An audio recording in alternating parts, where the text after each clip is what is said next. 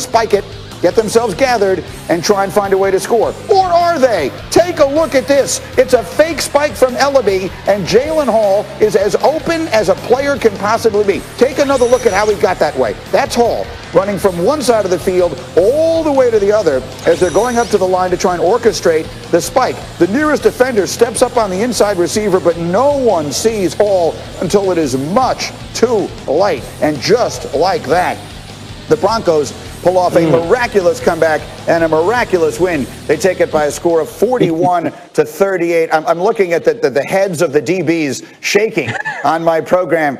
Dominic, what thought is going through your mind as you watch how that one ended?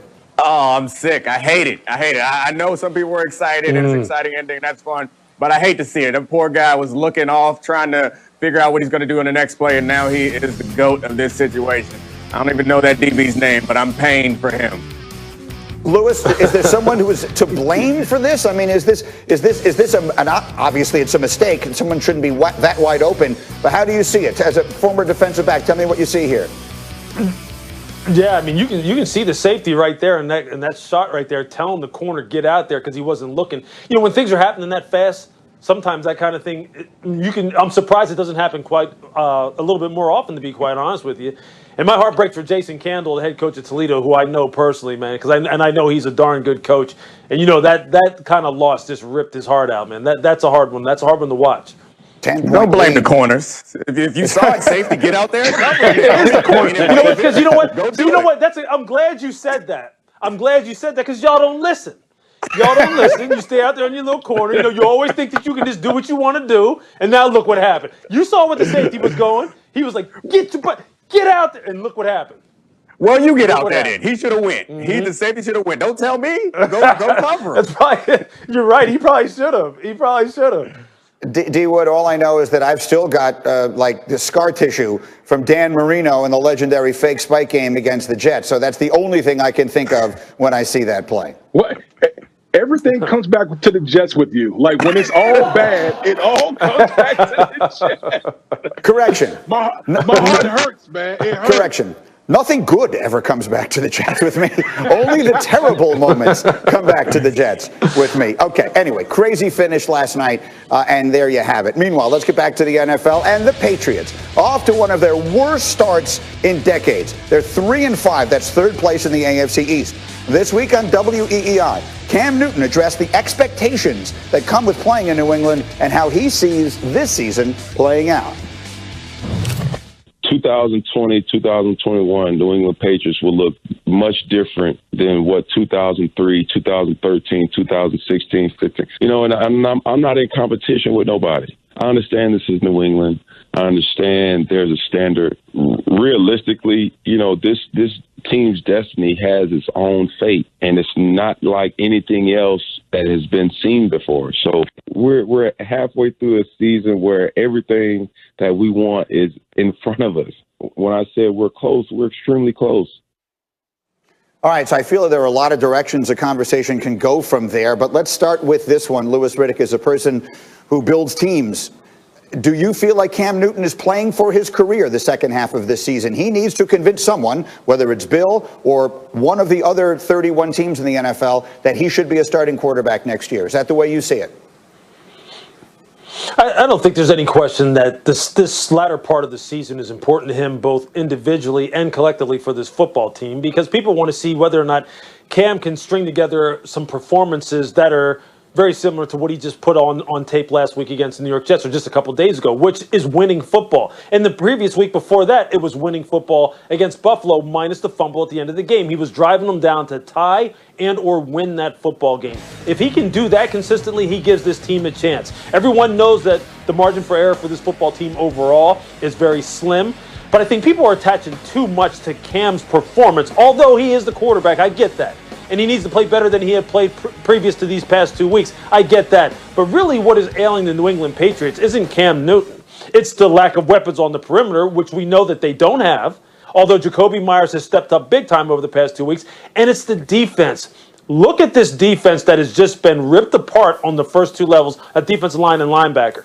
They don't have anybody. They just are bereft of talent right now. They don't have any on that side of the ball, which is really, to me, what is going to hold them back, if anything holds them back.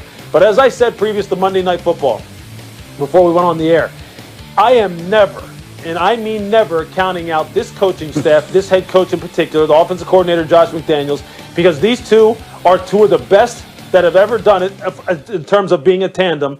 And Bill will always have something up his sleeve to get his team to play at their very best.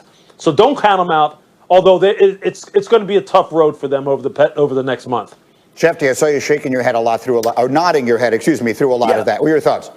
Well, again, I think Lewis hit on a lot of key points there, and I think this is one of the reasons that Tom Brady ultimately left after last season. He saw that the cupboard was bare, and he thought it would be better to move on to a place where there was more offensive talent. So would you rather play in Tampa or another city where there are a lot of weapons, or would you rather play in New England where there was not a wide receiver on the field for New England on Monday night that had been drafted? There was not a tight end on the field who had been drafted any higher than the 7th round. So we are going after Cam Newton, or people are going after Cam Newton, when really there are a lack of weapons surrounding him, and it's unfair to judge Cam Newton based on the quality of players around him, despite the fact, as Lewis said, that Jacoby Myers came through big time, not just Monday night, but in recent weeks, and has played very well.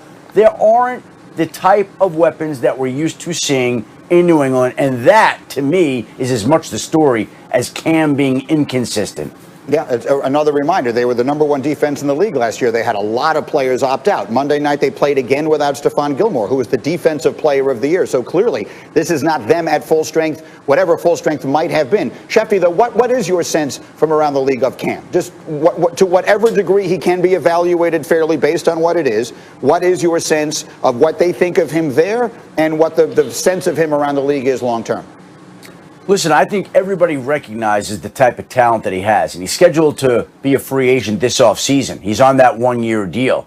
And so if New England can't use him, then I think that would call into question whether any team can use him. There aren't that many teams out there looking for a new starting quarterback. We are going to be in a draft in the spring that has got 4 or 5 first-round draft picks that'll be filling holes.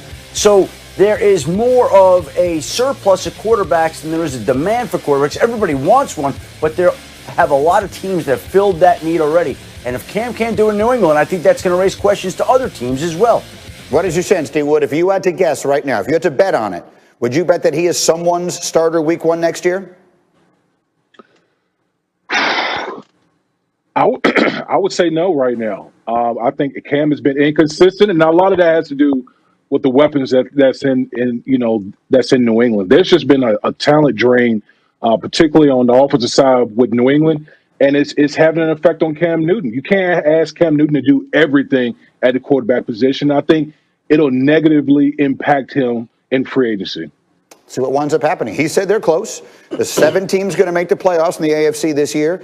As Lewis said, if you rule out the Patriots, you rule them out at your own peril. We'll take a short break as we continue. Another AFC playoff hopeful, the Browns. Baker's